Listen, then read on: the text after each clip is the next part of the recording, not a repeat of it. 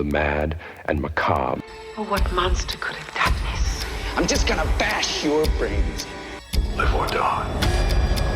Make your choice. Wake up, little girl. Playtime's over. You don't know what death is. Sliced and diced. Welcome to the All Guts So Gory podcast.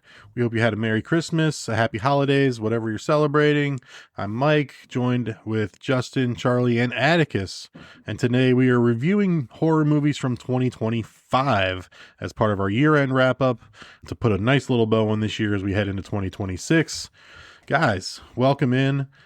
What did we think about 2025 as a year in horror? A good one?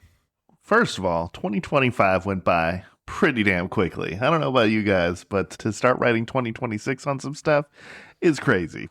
I say that every new year. Every new year. Yeah. And then I write bad checks like for, 3 months until I figure out what year it actually is. Are you like, catch me if you can? Are you writing bad checks like that? Or? Yeah. I think 2025 was a very solid, if maybe top heavy year for horror. I think like the top ones that came out were super, super good, but then the middlings and things like that, were just okay and could be found on any Shudder and maybe or any streaming service replaceable kind of thing. What do you guys think? I mean, 25 was a good year. It's not the best year, but there were some good movies that came out. A couple that are rewatchable. One that, if it doesn't show up somewhere in the Academy Awards, I mean, that'd be a tragedy. Right. Is that The Wolfman? Yeah. Is that I Know What You Did Last Summer? Right. Actually, quick question. We just did one where we reviewed movies that came out in our graduation years, right? So this might be a good way to kind of anchor whether or not it was good, because 87, even though my graduation year was 99, 87 has a lot more classic films that came out of it. So that's kind of how I'm going to do this exercise as far as how the year was overall. And I would probably put it on par with my year of 99, where there's some really big hitters. But yeah. I don't know, but every movie I saw from 2025, I don't say there's a single bad movie. Okay. Every movie was at least decent. There wasn't one that I would just fair. refuse to watch. I'll say there's at least one bad movie. At least one. At least one. That you watched or that I watched. Okay. That I was like, that's... Was it Hand That Rocks the Cradle? Okay, two bad movies. Two bad movies. But this episode, guys, we're just going to kind of there's no real structure for this one. We're just going to kind of roundtable discuss some movies, throw some stuff out there, some things we liked. I think 2025 was a really good year for horror. Justin, you mentioned it was top heavy. There are going to be a couple movies, and Charlie mentioned it too, that are probably going to get Academy Award nominations. At least one, probably definitely is going to get some, maybe two. Fangoria is going to have a tough job this year, picking out some winners, I believe, from a loaded field. It was pretty diverse too. A lot of times you just get like, oh, everything's a sequel. There's some really original stuff this year. Absolutely. There's still some sequel stuff. Pardon me. Some franchise stuff out there, different genres all put out, different subgenres of horror all put out, some pretty solid releases in there specific to their subgenre. I thought this was a really enjoyable, really good year for horror. Are we talking about who puts out? Is that what we're... Oh, Justin. Always with the dumb jokes. Before we get into our discussion, I just want to run through the box office, what the numbers were that I did, and I pulled these out a few weeks ago, so they could be adjusted by now.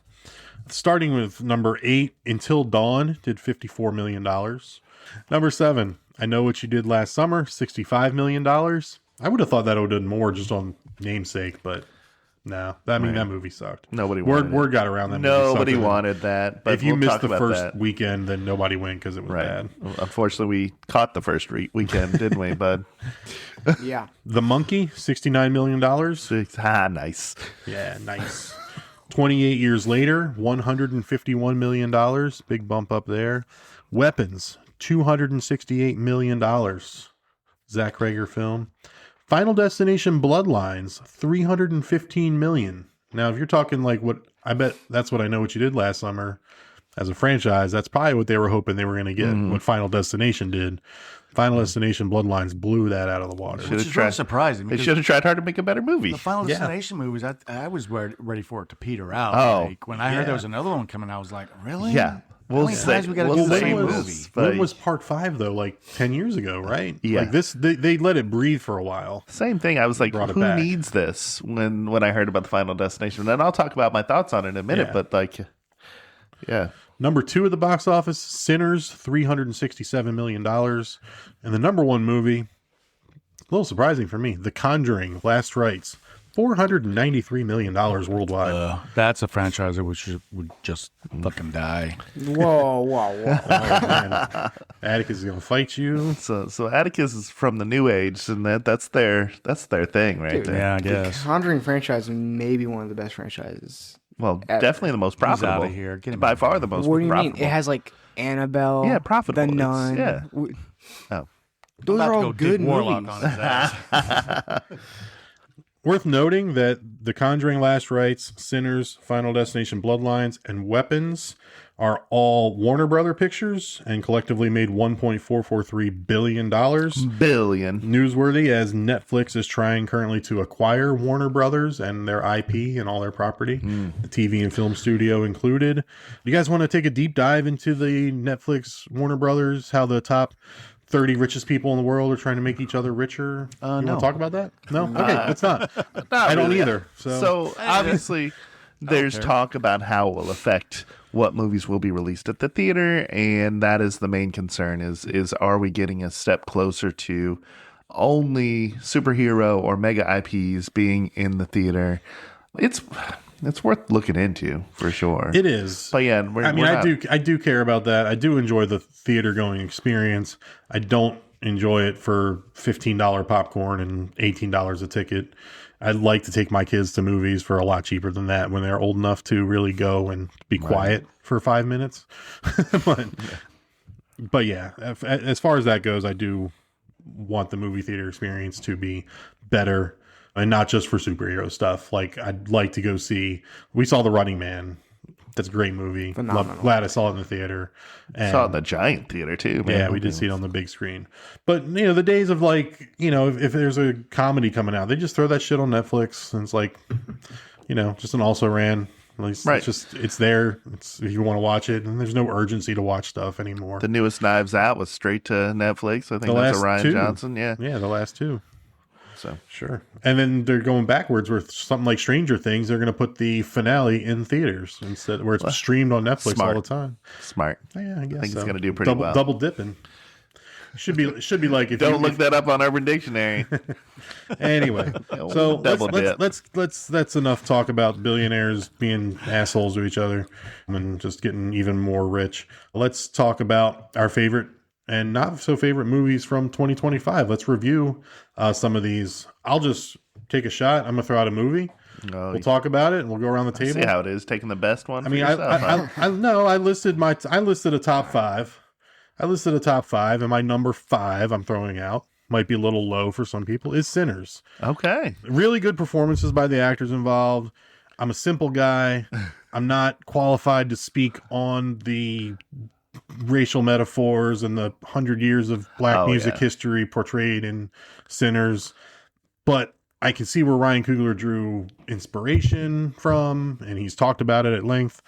And, it's a From Dusk Till Dawn. It's got The Faculty. It's got stuff that we love wrapped into this movie. Really good movie. Really good performances. I hope Michael B. Jordan's nominated for an acting nod here.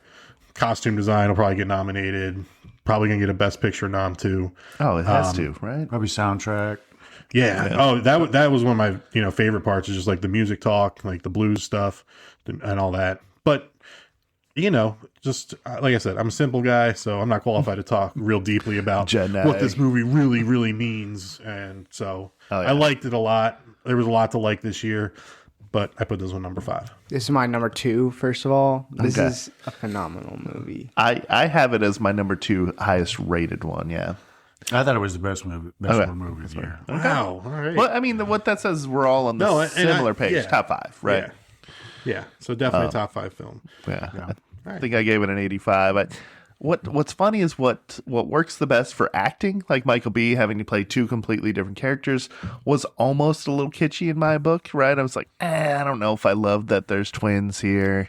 I don't think the first, like I said, I don't watch trailers, but the posters and stuff, I don't know if I'd seen him show up twice on them or anything. So it was a surprise to me. He did great, but it was a little... I mean, for a movie to like be as good as it did, it has to feel short when it's actually long. That's like my number one thing I think of any movie. If it feels short but it's actually 2 hours, that's when you know it's a good movie. There's a few things that I wish they would have gone more into. That the Irish vampire, whatever, his lore. He was a very captivating character in that one. I liked him. You wanted more white people, okay? Wow. No, I just wanted to know more of his history because he was played as a super powerful vampire. So it was like a little more. And then the group that was chasing him down, the Native American people, they just kind of gave up on that storyline completely. And I was like, oh, that's a series they could make, is these Native Americans chasing down the vampire type creatures. Yeah. Any other thoughts on Sinners? Well, yeah, I agree with what you're saying, but that's the thing about a good horror movie is you don't have, it's not a 4 or 5 hour movie. You can't give all of the background. It was close. You have to leave stuff out. You have to avoid the M. Night Shyamalan trap of just like exposition throughout the movie. Okay. Just like trashes it up, and it makes it, he tries to make it work and it does exactly the opposite. Like, yeah, don't get lost in all of that. Sometimes you just have to go with what you know and I appreciate it. And then be curious about it. That's what a good movie is. Like, I want to know more about what the background is, and that's what spawns all the sequels. But I don't think they're going to do a sequel or a prequel to this. I think it's too good. Too good. Do that. Don't touch it. Yeah. I gave it an 85. So I gave it a super high score. But I do feel like it felt like a 75% of getting the group together and let's make this club. Felt more of a like, let's put this club together, and then 25% horror. But the 25 that was horror was great though. So super good. It's amazing. Very good. All right, let's pick another movie. Let's keep this train rolling. Just keep it a little bit shorter so this isn't a 3 hour episode. I'm going to throw out my number one, 2025, The Monkey. All right, why? I mean, if you've seen it, it's like everyone would agree. It's really amazing. Everyone. Not everyone. 5-star movie. Nothing could have been better in this movie. Quickly talk about what The Monkey is about. Yeah, so it's about a monkey. Nice. A toy monkey. And stuff goes wrong when it starts clapping its drums. Yeah? Okay. Actually, I think it... Symbols on this one, right? No, I think It's drums. You're right. Yeah. Symbols in the books. Which is based off the short story Stephen King wrote, I believe. Right. No, lots of fun blood and gore in this one. We're going to try to keep our reviews as spoiler free as we can, just so you can have a chance to go revisit these or visit them for the first time. But yeah, lots of fun kills. Another one with twins. So more twins. Yeah. We're all about twins. Maybe not that big of a spoiler, but no, they're yeah. You learn that they're brothers early on, right? Yeah. I think we're gonna keep this spoiler free, also, guys. Okay. Yeah, The Monkey is my kind of horror movie where it's creepy, it's funny, the kills are creative, gooey. It's gooey, it's definitely gooey, it's disgusting, it's quite a bit ridiculous. You know, the mannerisms of the monkey itself are just memorable. The way the monkey like raises its hand with the drumstick before it starts doing its thing, it just ratchets up the tension quite a bit. Brings an otherwise like inanimate object to life, in my opinion. It makes the monkey more of a character rather than just this thing that just sits there. You know, it had Final Destination vibes. It didn't have like a logging truck tipping over and creating havoc on the freeway. But the way some of the kills went were just creative, like wrong. You're standing in the wrong place at the wrong time. Right. Something gets you, or you know, really, really, really good stuff. I had this as my number one too, Atticus. Yeah. Just because I think I had the most fun watching this horror movie of all of them I watched this year. It was the most fun watch. Should have called this one The Funky then, huh? Yeah, and this was a top. This is a loaded field of horror movies, and this is the one I think I had the most fun watching, even if it's not the best horror movie this year. It's the one I had the most fun watching. This one was tied for number 667, huh? Oh, okay. Tied for 6 on my list, and I gave it a 75. Charlie, where were you at on the monkey?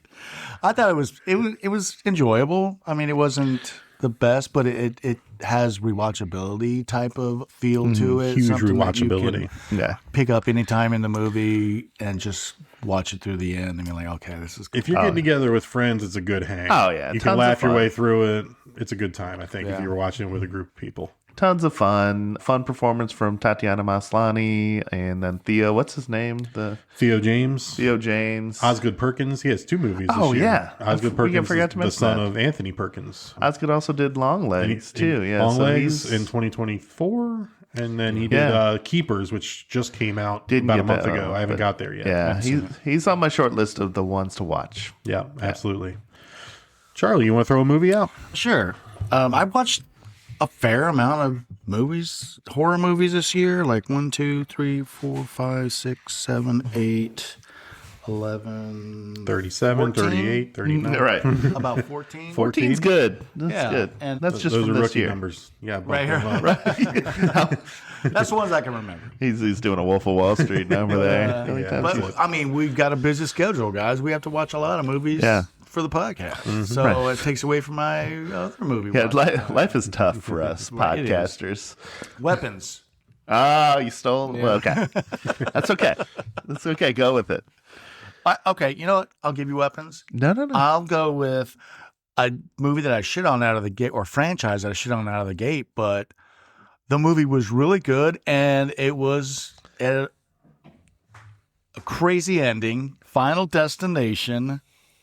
Bloodlines? Yeah, Bloodlines. Yeah, Bloodlines. Colon Bloodlines. Colon blood. Oh, gross. I like the original movie. Just, kind of follows the format of all the movies where, like, you cheat death and death comes back after you to, wipe the slate clean and he has a plan and you fucked his plan up and now he's going to come get you.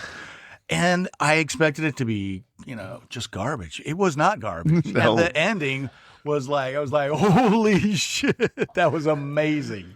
That takes the cake for the most holy shit moments in a movie this year, for sure. Easily. It won the holy shit It was award. it fell in at number 5 at an 80 for me, but yeah, I think it was great. I wanted nothing to do with this movie when I heard it was coming out. I avoided was like- watching it for a long time. I was like, played out. I'm done with this whole just watching a domino fall to strike another domino to do another thing, and right. releases a chicken which eats, whatever it is. Deadly Rube Goldberg. I was mechanisms exactly. all I over was the place. I was like not gonna watch it, and I literally just watched it like 2 days ago, but loved it. I absolutely loved it. I like the gag in these where I like the gag where, like, oh, here comes the kill, and then, like, it just doesn't happen. Right. Like, oh, it's gonna, like, the water dripping is gonna shock the electrical cord. They're gonna die, exactly. and then it doesn't happen. Right. Yeah. And then it's something else, like, out of left field, like What- it comes down and What kills worked them. really well is the script was really good too. Like the dialogue was super solid. The comedic timing between characters was really good. Yeah. So you're laughing, you're on the edge of your seat, like stuff's gonna. Yeah, The kills were good. I mean, kills were just- bloody. yeah, AF a high gore score. things. You're gonna be afraid of things you never used to be afraid of, like a penny. Right. But Yeah. I'm glad they let this one breathe, this franchise breathe, because the like 1, 2 are good. Like once you get 3, 4, 5, I'm like, okay, we get it. And they're just bad, just poorly made movies at that point. They let this breathe. I think they really put some care into it, and it was it was really, really good. nice. All right. Yeah, you haven't done Final Destination, right, Atticus? I haven't done Okay. Bloodlines. Hey, he's worried that watching him out of order is going to be Oh, I think you'll tough, be fine. but this one's actually fine. This one's fine. it glosses over the general, idea. It brings back R.I.P. Tony Todd. yeah. Yeah. All right, he gave it to me, but I don't know if I want to talk about it because I know it. Just I take know it. He it's going to gave be it to talked you. about. Okay. My number one movie this year was Weapons. This was Zach Rager. I immediately knew I was going to watch this the second I walked out of Barbarian, and I didn't even know there was a Weapons coming out because I'm like, this guy's doing some different stuff. Did not disappoint. Creative new idea. Great performances told in a Tarantino type way, where it's like you get different storylines that kind of come together at a certain point. But Weapons is just, there's a teacher that goes into her classroom and 17 children are missing. One is there. What happened to the kids? Yeah, it's you got me from the get go right there, and it was just a fun ride for sure. Yeah, with a satisfying ending. Oh, well, I'll say satisfying, yeah. But then a little. I could have done 5 more minutes. I could have done 5 more minutes on how life was, the next year, whatever. But the payoff is big. So good. So good. The payoff is so good. Like the ending is like, oh man, like okay, like and we might get a Weapons too, but. This one the payoff, yeah, the comeuppance is so good in this. This one and Sinners were immediate. I'm gonna buy these when they come out, right? So, and I have them both. So, anybody else some thoughts on Weapons? I did like this movie first watch. Second watch, I thought it dragged, and I think second watch, I could see how it's a little overrated. Oh, yeah, it's not rewatchable for me. Yeah. Because I could watch it again, but I mean, it's not gonna be Tremors. It's not gonna be in the cycle on a monthly basis, because part of the movie is the anxiety. Like, what happened to these kids? Like, where are they? And you get the feeling like, and then the villain is powerful and just keeps getting win after win after win. You're like, this better fucking not end the way I think it's going to end. And we kind of ruined we didn't tell you guys what the end is going to be. No but way. If you haven't seen it, we kind of ruined it because there's a comeuppance, and that kind of takes some of the the we don't know. You don't know if there's going to be a comeuppance. Whose uppance is coming? Right. Sorry. But no, I mean this movie, my only gripe with it was like 20 minutes too long. And I'm not saying that as I'm the dictator, the timekeeper. Everything's got to be 90 minutes or less. I mean, there was just like 20 minutes where I was like, okay, like we got it. We got what you're doing now. Let's go. Like I said, I was down with another 5. If they wanted to give me another 5 on how life was, yeah, I was fine with it. But 2:20 is what it was. I think 2 hours and 20 minutes or so. Yeah. So it is a long one. It's yeah. Was it 2:20 or was it 2 hours? It was a little longer. It was longer than 2. Okay. I know Sinners was up there. Like I said, I gave this one a 90%. This was by like a little bit above Sinners. So this was my number 1. Where did it fall on your guys'? Number 3. I put this as number 2 for the year. 2 or 3. And honestly, it's probably better than The Monkey. I just had more fun watching The Monkey. That's the exercise. It's like, do we want to put which one was I had the most fun with? Yeah. Is it the most fun? 1 and 1A, The Monkey and Weapons for me. Weapons was fun when it got where it was going. And it was, I mean, really great story. I mean, Josh Brolin and Julia Garner, big years for them both. Huge year for Julia Garner, yeah. Garner doing Wolfman, and Brolin, Running Man, and this, just big years for both of them. I think The Monkey was the most rewatchable of them. Monkey is the most rewatchable. Absolutely. Could be. I don't know. Wait till you see Final Destination. Monkey you can throw on with a group of friends and have a great time. But yeah, that Monkey's a good hang. But Weapons really well done. I will buy season tickets to Zach Kreger. Whatever his next movie is, I will go see. Resident Evil's his next movie. It is, yeah. No? The movies that we had from 2025, I wish I had seen some of these in the theater, not at home, because there would have been crowd cheering at some of the crowd gasping at some of these. And like we've said before, the theater experience is, I don't think it can be replaced. Right. I think, and it's hung out for a long time after it should have died, like when VHS came out. But there were some good ones this year. Weapons had some awesome like tension relief valves, where there's one scene where Josh Brolin wakes up from a nightmare and he shouts something out, but the whole theater was just laughing because it was like it was like permission to release that tension, right? The imagery of how the kids run will burn in my brain. It's good. It's good. It's effective. All right, you're up, buddy. Yeah. Let's see. I made a list of my top 5, and we've already named 3 of them. So next up on my list is what I put for number 4 is Companion. I'm long past the point of being into films and shows that are like have AI bots as like the main focus of it, because Ex Machina and some other stuff are just Her when that came out. it's all the same. It's like lonely guy or like dad, and then there's this AI robot who comes into its life, or a nanny that's a robot comes into the family's life. And at some point, you don't know when, but at some point, the male character is going to be like, I think I want to fuck that robot. And it's just fucking stupid and overplayed for so long. And so I was like hesitant about watching this. I'm like, oh great, another one where they want to fuck the robot. And this one, they just jump. Is that our subgenre we're using? The fuck the robot horror subgenre? Yeah. This one, they just jump head first into it. There's no spoiler. You find out pretty close to the beginning where Jack Wade is like, yeah, this is my fuckbot. What about it? You want to fight about it? Like, you know. I mean, there's a little bit of foreplay on that one. Like, where But they don't shy away from it. It's not part of the twist. It's like, it's part of, it's, you know, what now the other parts of it all the friends are aware are pretty unique. And yeah, all the friends are aware, like, yeah, that's my fuckbot, whatever. Like, you know, it's a thing. But there's other parts of this movie that are really well done. Jack Wade, he's a great actor right now. He's Scream and The Boys, and Novocaine, and this. Sophie Thatcher, she plays a pretty big role in Yellow Jackets, if you're a fan of that. Heretic. Yeah, Sophie, I mean, just great stuff. Drew Hancock, we talked about on the Faculty episode, is apparently creating the Faculty remake, which may come out in a couple years. So excited for that based on what I saw in Companion. Just great stuff. I just like this one a lot. It's different than your Subservient and Ex Machina and Zoe, etc. It's in that genre, but different. It puts a little morality into, you know, these sentient robots, you know, and that comes up in other stuff too. Right. But it was... Anybody else Companion? Like, dislike, didn't see? Haven't seen it. Companion was number 4 on my list with an 85. Me too. Tied with Sinners. Yeah. Okay. Or, sorry, number 3 tied with Sinners. Sorry. All right. Last Companion.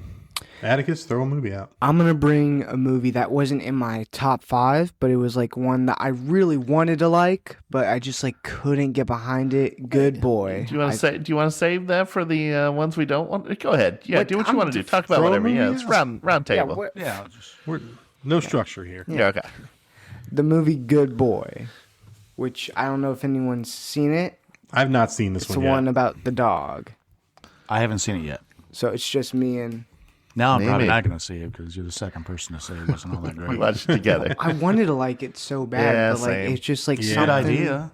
There wasn't really good idea, and I think I tried to avoid trailers, but from what I saw, it was like, wow, this is like, you know, just a great concept for a movie, and I guess it just sounds like it didn't work out. Here's what this is. This is one of those that the attempt, it's a degree of difficulty situation, you know, like in the Olympics where like it raises your score if you have like an extra flip or two or, you know, whatever.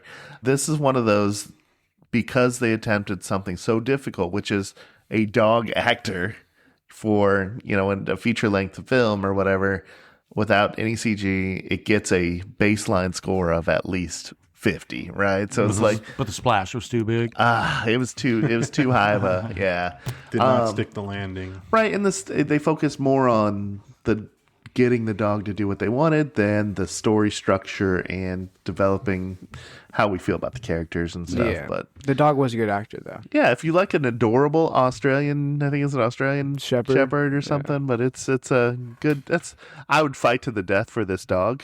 This is a dog that I ended up loving after this, but the movie was mid. Fair enough. Let's move on. Charlie, throw one out there. This one, Predator Badlands. I liked the movie. It was good. You know, comes out of the whole Predator universe and gives us more background on the Predators. But at the same time, they kind of turned it into a Disney version because it's a buddy movie. It's a buddy movie. It's a PG-13, right? There's a cute animal. And like, this isn't what Predator is about. It's not what Predator fans wanted. Right. It was like, and you know, the buddy movie, and they become friends, kind of, as if a predator can be a friend. Do they have sex? Mixed feelings about no. There is an AI bot, and there was no sex. The predator did not want to have sex. So I enjoyed the movie, but at the same time, maybe it did, but it just didn't say so on screen. They let us down by Disneying this movie. Okay. Now, I believe this is one of the only ones that you're the only one to have seen, so I've got nothing to add to that. I got nothing to add either. Nothing. I do want to see it when it comes out to Disney Plus, It's worth apparently. watching. Yeah, Disney Plus. Well, Hulu released Prey a couple years ago. Which was Prey. phenomenal. I like Prey was Prey, good. Prey is good. Prey was beautiful. I think that's why there was like a weird, like mixed confusion on this one, right? Like, Yeah. Prey was a straight up Predator type of movie, albeit a prequel, right? Yeah. All the Predator movies have been straight up Predator movies, Right. except for this This one. one is like, hey. Yeah. Did I send you guys the TikTok of the kid dressed as Predator for Halloween? Yeah, child His dad's like, "What are you?" He's like, "I'm Child Predator," and he's like, "Nope. We gotta fix that." That was so great. good. Anyway, All right, is it to me? Yep. sure. All right, let's bring up. I'm going to throw out there 28 years later. Huge fan of the first 28 Days Later. That was an incredible movie, incredible performance. Bullock was so good. Yeah, Sandra Bullock when she's getting over her addiction problems. No, that is not the movie, Mike. That's 28 years, just no later. Okay, 28 days. Oh, 28 days. Yeah. Yeah. Sorry. So then there was a sequel, which was, it was fine. I liked it, but didn't love it. So I was also, whenever franchises start to slip down, progressively, you start to worry about this one. But I watched it. I enjoyed it. It's the first one that felt like it's thinking about the future, if you will, and trying to establish a franchise. And the Bone Temple will be coming out next year. And I think there's going to be a third one slated for the following year, maybe. I think there may be a fourth one too, because I remember looking at it and a couple more in this 28 years later. Basically, the setup is this is 28 years after the initial zombie type virus. It's not zombies. It's important to say we're not working with zombies here. This is rage. Yeah. This is rage. But it's 28 years after, so it's how is this country? They've effectively trapped it on the island, right? So how is day-to-day life? Right? What is that like now? There's patrol boats and things like that, making sure that stuff stays on the island. But yeah, it follows a boy that once you reach a certain age, you're taken out to experience what it's like outside of safety. It was pretty good, and my favorite part was actually the very ending when it went all Danny Boyle on us and set up the next one with but I'm not going to say anything, but it does go super Danny Boyle. Think Train Spotting Danny Boyle. Mm-hmm. But yeah, it was solid. It was solid. I liked it. I did not see this, but I don't think the critics reviewed it very well, or maybe because the anticipation was so high. Exactly. It was. I think they just considered it a flop. To be honest, I was disappointed in the movie because it's not even like the same feel, right? The first movie was just frenetic and you just a teeny tiny bit of blood dropping in your eyes converts you in seconds, and there wasn't much of that going on, and it was more of a journey type of movie. And there was the different kinds, and in the first movie, or leading up to in the second movie, 28 months, and they were the zombies all not zombies, the rage people eventually run out of food and just kind of starve to death, and it didn't make sense. They could have helped these people off the island. The second movie lets you know that they can't be reintegrated into society, right? Because they could be carriers, dormant, carriers, right? So they could have evacuated them to another island, and with help, maybe they could have not had to, worry about getting eaten in savage way or being converted and eating your own family. I think I protected my opinion, going into it, thinking that I wasn't going to like it. So I think I was like, okay, this is different. This is not 28 days or weeks. This is a new beginning to a franchise, but we're using what we know still. I don't know. It wasn't. Yeah. Yeah. No, I'm with you. What I loved about the first one was not present for sure in this one. Yeah. Atticus, did you see 28 Days? Yeah. Or Years? I liked it. I think they should have called it 28 Donkey Dicks later because there's giant swinging penises in this. Just fair warning, everybody. Oh, well, now I'm going to go see it. Right. Why didn't you tell me? Hey, where are you going, Charlie? Sorry, Dick Warlock. Dick Warlock was in this one. Jeez, the alphas were. I think you can only be an alpha if you have a 13-inch dong. Is what Pretty this much, is. yeah. Way to bury the lead, Justin. Well, there's no burying that lead. Okay. All right. Back to me. So my number 3 and my last one of my top 5 of this year, Bring Her Back. This is probably the best film of the year that I'm never going to watch again. not that I'll never watch it again, but it is not one that you're like, oh, you know what? I'm going to pop this in and have a good time, because you won't have a good time. No. You need to watch it. It's really well done. It's disturbing. It's depressing. It is effective at making you uncomfortable. It is, some of the visuals and the way they shoot some of the stuff is just horrific. And you're like, oh my God. And like, just so well done. The movie, the central theme of the movie, I guess, is like, what lengths would you go to bring a loved one back to life? Right. Is kind of like the theme. And let's just say they go to extreme measures. One of the characters does. Did you see this one, Charlie? I have not seen this one yet. To try to bring a loved one back to life. So it is disturbing, depressing, horrific, emotional, but visually, some parts visually stunning as well. And just super, super well done, super effective, pretty scary, pretty horrific. Just, you need a palate cleanser after this one. Oh, yeah. Maybe watch like a Predator Badlands or something. It sounds like it. Something Disney-like. Yeah. Yeah, no, I agree. There's some stuff that I never want to see again. There's some harm done to some characters that it's burned in my brain now, right? We should have known. This is the same people who did Talk to Me. That was not a fun hang type of movie either. No. There were some brutal scenes in that. But yeah, I agree with you, Mike. This is a great movie that I don't need to see anytime soon. Yeah. All right. Atticus, toss out a movie. Sorry, real quick. Anybody make a top 5? I made a top 5. I did. I just listed the ones I had watched. Have we knocked off everyone's top 5? Yeah. Bring Her Back was number 6 for me, tied with Final. Oh, no, it was tied with Monkey. So yeah, number 6 and 7.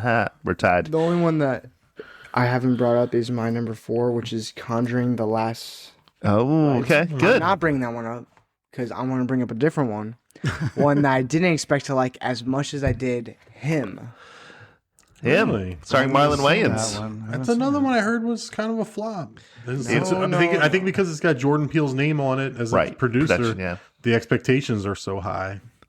But go ahead, speak on it. I think it's the first sports horror movie that I actually know of. The Fan? Is that a horror? Bobby! Yeah. Anyway. I don't know.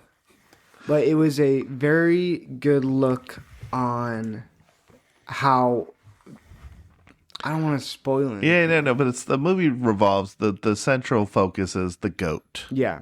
The goat, and obviously not a goat, but the greatest of all time goat, right? And what it takes to be that and stay that, right? Yeah. So Marlon Wayans is the Tom Brady role in this, where he's been the GOAT for 20 years.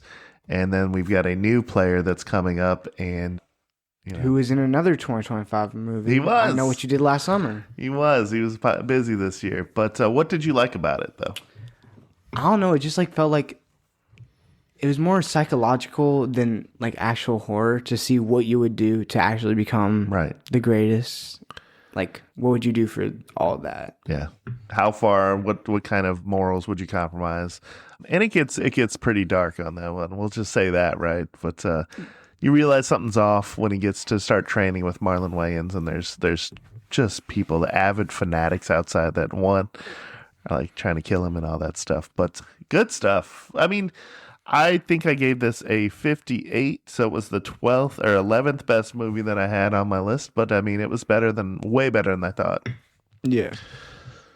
Okay. All right. Yeah, haven't seen it. Yeah. All right, Charlie, throw one out. I'm gonna clump 3 of them together. Oh, okay. I'm gonna do a little pivot here. Pivot. I'm gonna wild card it, if you will. And missed opportunities. Okay. So these 3 movies, I think, could have been better if they just tweaked them a little bit. Death of a Unicorn, Paul Rudd, Jenna Ortega. Yeah. Wednesday Girl. That's what I call it. Tia Leone. Tia Leone's in this? Couple other people, I don't know their names. It had funny moments. It was a decent premise.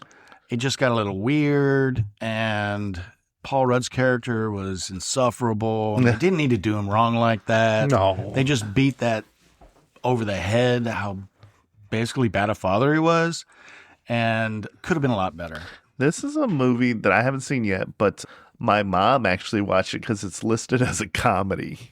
So I'm she did. It's a comedy of horror. Spoiler: she didn't like it. My mom's not one for the horror. Was she like, movies. this will be cute? Yeah, not I knowing think it's a so. horror. It's like, oh, unicorns. Is it like when parents took their kids to see Deadpool because they're like, oh, Marvel comic books, it'll be fine, and then Yeah. All right, so we got like, Death of the Unicorn. Wolfman was another missed opportunity. Okay. Had a good cast. It had a decent, if not Writer. cliche, premise to it. Lee Winnell wrote that, right? But Yep, yeah, Wolfman. they missed again. They missed. They got close, but then it was like. I think it's they hard to didn't. put my finger on what exactly went wrong, but it went wrong. They didn't give Julia Garner enough to do. Right. I think she just kind of was like there and running a little bit. I don't think they used her talent enough. Right. I don't know to express fear and Yeah, with what's going on in the movie. A combination of bad. Missed opportunity is a perfect way to put it. Yeah. This is it got a passing grade from me. Yeah. But yeah, it's not one I regret watching, but it's not one I'm going to recommend. Yeah, I don't regret watching. They did the werewolf genre has been done how many times? Umpteen times, right? I think it's kind of underrepresented. Oh. And they because there's so many bad ones, or they go wrong, or Right. just like they're wasted. It's wasted opportunities. So I like that they tried to make us. They tried really hard to make this guy, the main character, the Wolfman, if you will, likable, relatable, and give you the POV what he's going through and what they see. They brought some different things in there, but like right. They tried to make it like a sympathetic Right. werewolf type of movie, and they So, didn't do it right. Right, I'm with you. Missed opportunity. What was your third missed opportunity? The third one was The Gorge, the Netflix movie with Sid from. I call Anna Taylor-Joy Sid. That's not nice. And the other guy. This was an Apple movie, right? Or Miles Netflix? Teller, Apple movie. Apple. Okay, yeah. Apple movie. Miles Both Teller. good actors. Yeah. A Sigourney great Weaver premise. was in this one too. Yeah, but when they get to the bottom of the gorge, well, I'm not going to tell you exactly. It felt it's no good. right. It's no. They could have put Half-baked. so many different Half-baked. things down there. I didn't to mind make it better than it was, and it would and much simpler. And like I said, it's a missed opportunity. I like this movie. I like it. It's rewatchable for me. But when it gets towards the end, it's like, come on, It is- guys, what were you thinking? The Who Gorge, greenlit this movie?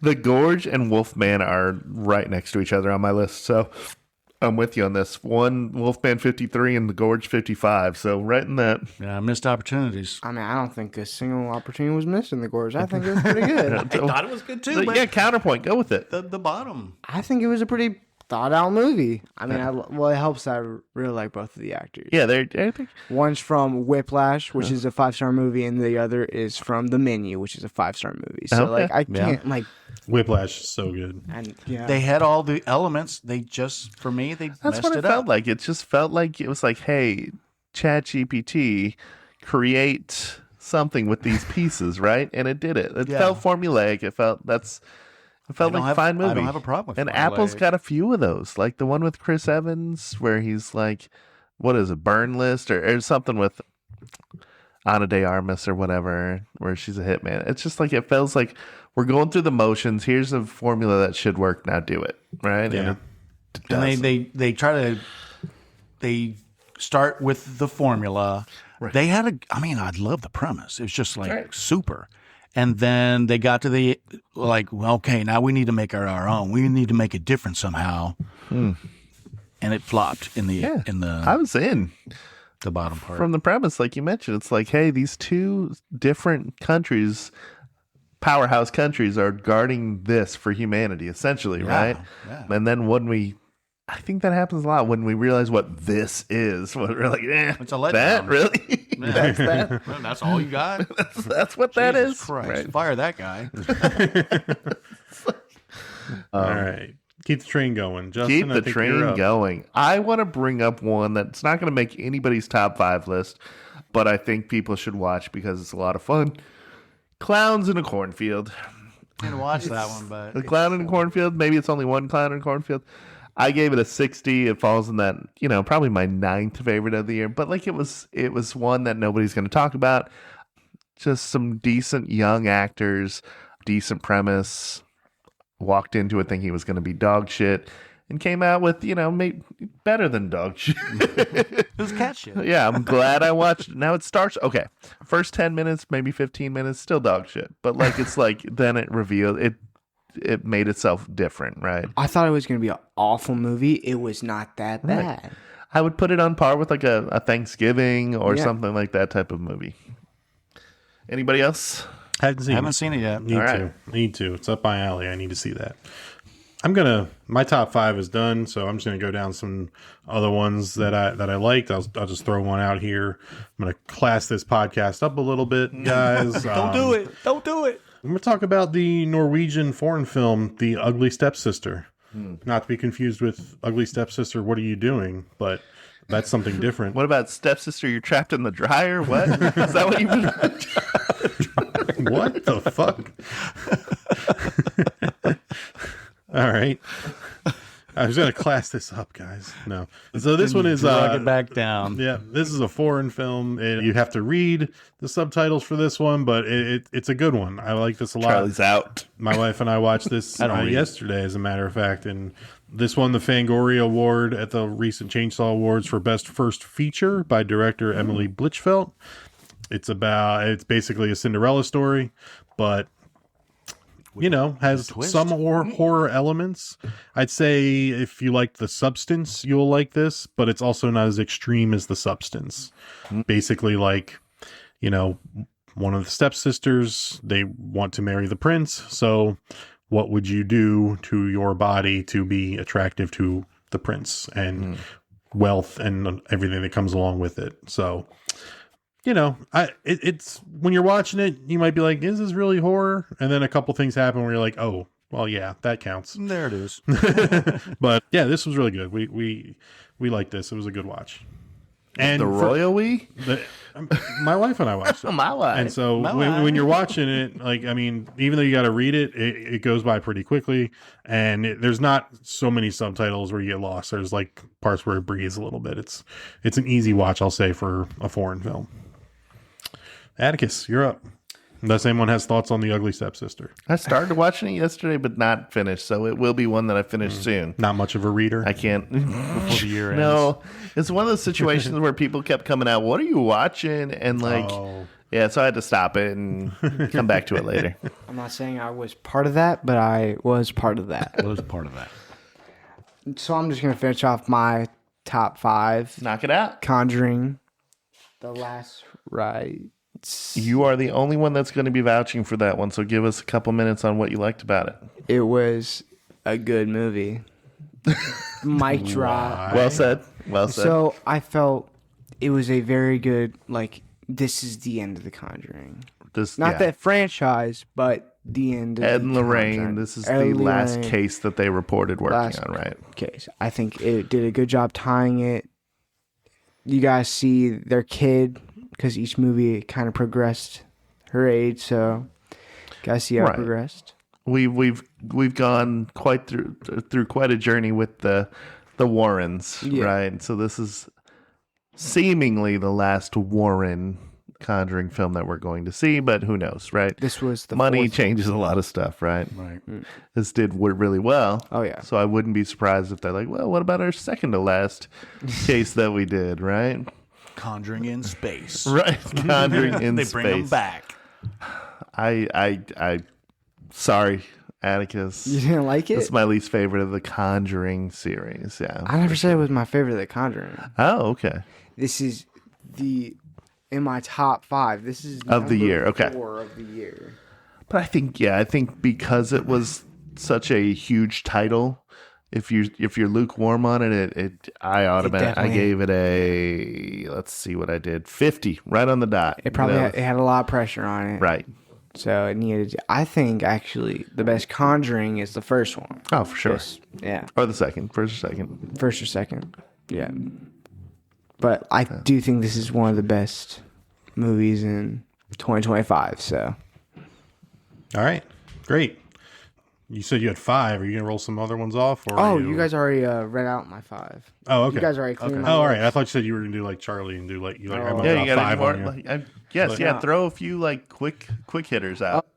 You guys already kind of went over mine. Fair enough. Okay. Let's keep on going. Charlie, you're Any up. quick hitters? Completing my movie list was Vicious, Until Dawn, and The Long Walk, which was a good movie, but I don't think it was a horror movie. Just because Stephen King wrote it. I mean, he also wrote Shawshank Redemption. That's not a horror Stand movie. By Me, Green Mile. This was not a horror movie, but it's on the horror movie list. Right. A good movie, but...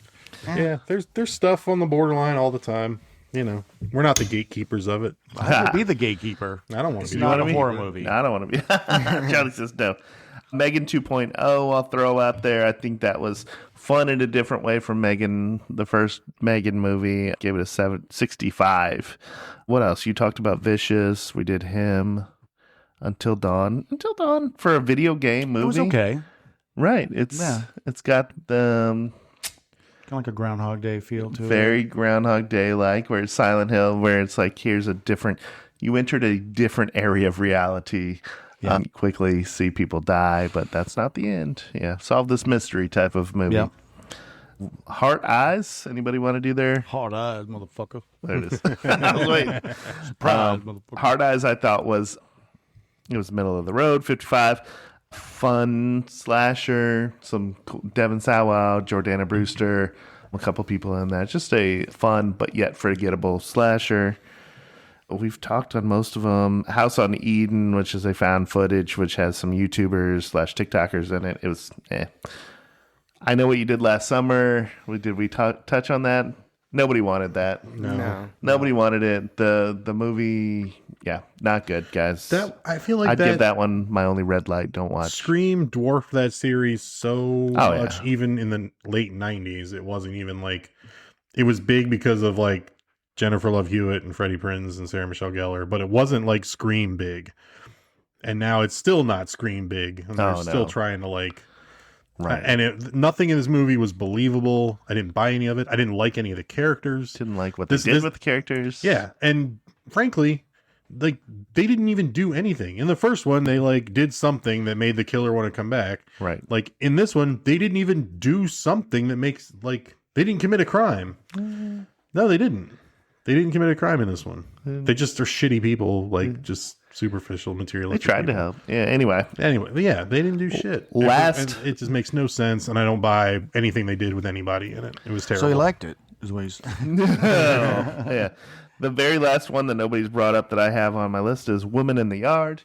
It was a great premise. Like, hey, you're sitting in your house with your kids, so you are in mama bear mode, and this strange woman just appears in your yard with the veil on, yelling, talking about all kinds of prophetic things. Yeah, and then it terrorizes them a little bit. So, no big deal. Terrorize them a little bit. But I gave that one a 55. That one falls in the Charlie category of missed opportunity.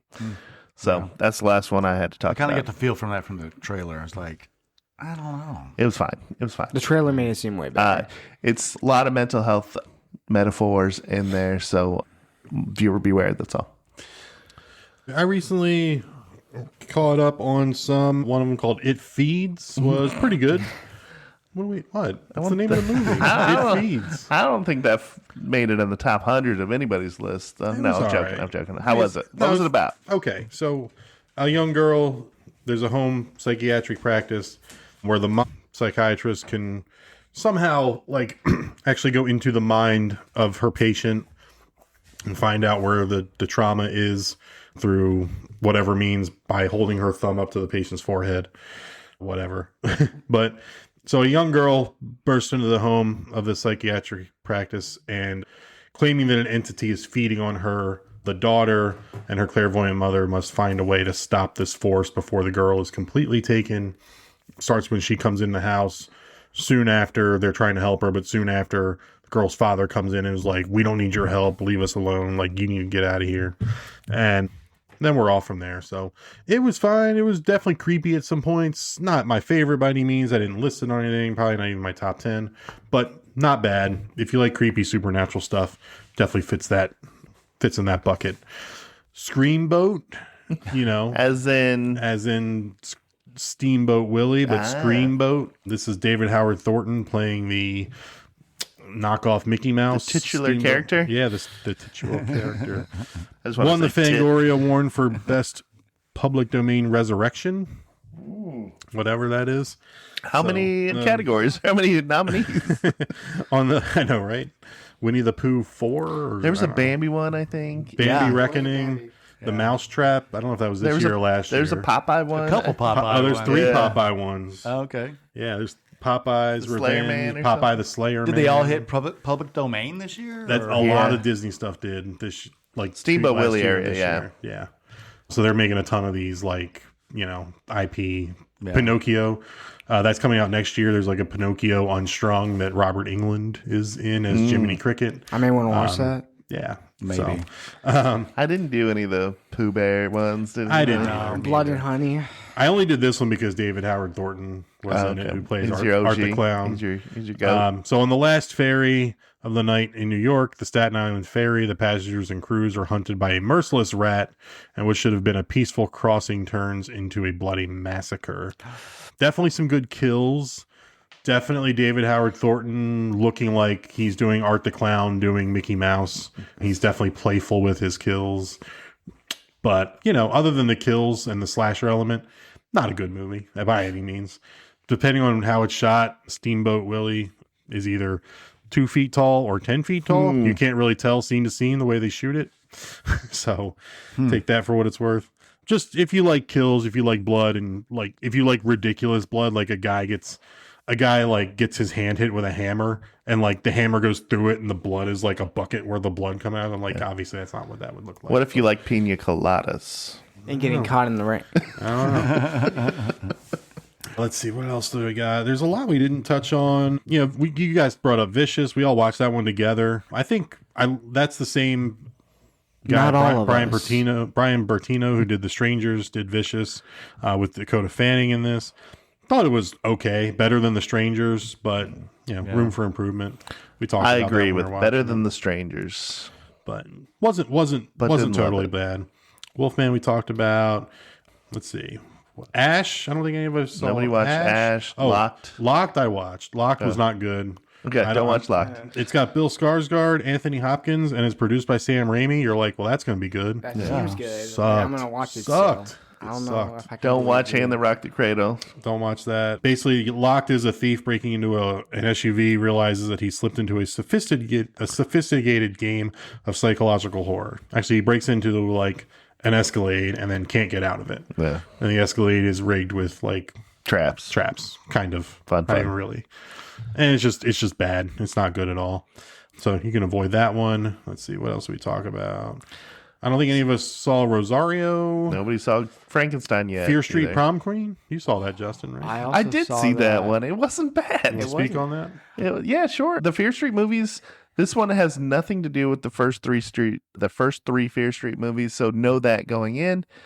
Fear Street is a books written by R.L. Stine for the next level of audience. So Goosebumps is more of kids and Fear Street is more young adults.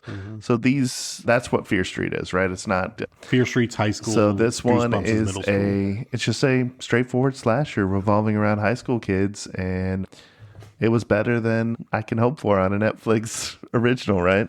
So check it out. Yeah. Dangerous Animals I wanted to see. I didn't get around to it. That's probably the one I wanted to see the most that I haven't gotten around to, just because of finding it streaming. I don't have Shudder. Sorry, guys. Need to as a horror guy. Should probably have Shudder, but we're cutting back on some of our streamers anyway. So like we don't have Apple anymore, all that stuff. The Ritual, Al Pacino movie.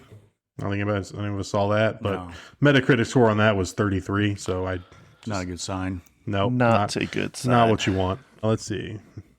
Megan 2.0. Didn't see it. The Home, Pete Davidson flick with 39 Metacritic score.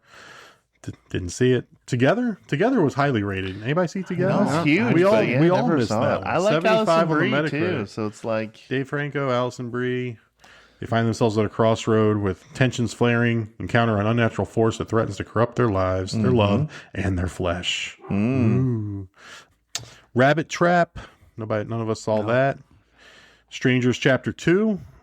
No, nobody? None of us saw interest. that either? No. VHS Halloween, we probably need to see. We will. We'll get around to that. Black Phone 2 just came out. The Astronaut, Queen of the Dead, Guillermo del Toro's Frankenstein. I will not see. I'm going to pass on that one. But I'm just not a big Guillermo del Toro I like guy. Guillermo, so I will watch this one. I don't. You like Guillermo? Nope. Nightmare Alley was okay at best. It was fine. Shape of Water, I'm like, there's no way that's right. a movie anybody wanted. Guillermo, bring me my robes. That's a different Guillermo. Keeper, then some newer releases that just came out we need to get around to, but Keeper has a Metacritic score of 54, kind of low. I wish that'd be higher for an Osgood Perkins movie. The Carpenter's Son, Nicolas Cage movie. So far, that's like a Jesus horror movie or something? The Carpenter, it's Carpenter's Son. 40 on the Metacritic. So I saw a trailer before. What was the one that we went to that had it? Oh.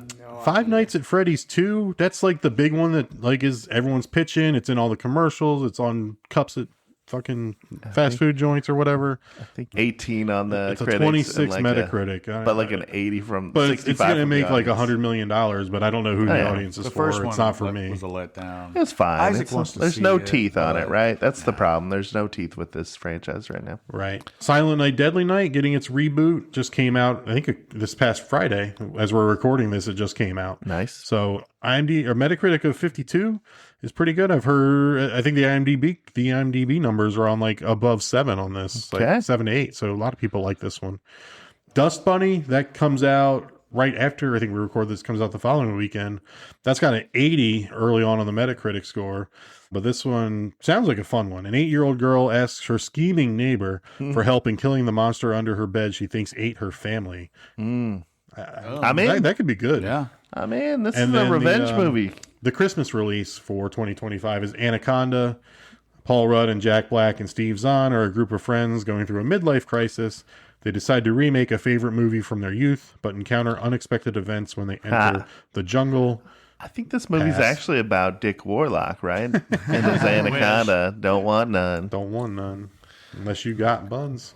But I think I'm going to pass on that one. I mean, it seems like a Jumanji or something. I don't know. Yeah. It's Jack Black and Paul Rudd, right? Yeah. So it's and like Steve Zahn's goofy. I mean, I like Steve. I like those guys. That just doesn't sound like I'm going to go pay money to go see it in the theater. Like that's a straight. That's to a streamer. They can just I like that one. But or a Christmas release, like just go watch with your family. Yeah, that's 2025, guys. What'd you think? It's a good year. Good year. Still feel like it's a little top heavy, but yeah, I think good year. Sinners, maybe Weapons might get some Academy Award noms. Fangoria Awards are going to be loaded, I think. Yeah, but I think 2025 is a good year. I think The Substance, hopefully, last year getting some Academy Award noms brings some horror relevance back to the Academy Awards that it had lost for a long, long time. And if we get back-to-back years of like The Substance and noms like the Demi Moore, and if we get that with Sinners and Michael B. Jordan, or maybe even Julia Garner and Weapons and Zach Kreger, some more attention, hopefully it brings horror back to the mainstream. I think that's good for everybody if they do that. Yeah. Win-win. All right. Anything else? No, I say we wrap this thing up. All right. Wrap this year up. 2025. Put a bow on it. Have a happy new year. Look for our next episode next week. We'll be looking at 2026 and the year to come. If you like what we do here on the All Guts So Gory podcast, just rate and review us wherever you listen. Follow us on Instagram, All Guts So Gory Pod, and just tune in every week and give us a listen. We love it. We love doing this. We hope you guys like it as much as we do. We hope you like listening as much as we like making it. But I'm Mike. For Justin, Charlie, Atticus, thank you guys. Have a happy new year. Tune in for our 2026 to come, and we'll see you later. Andy, take us home. This is the end, friends.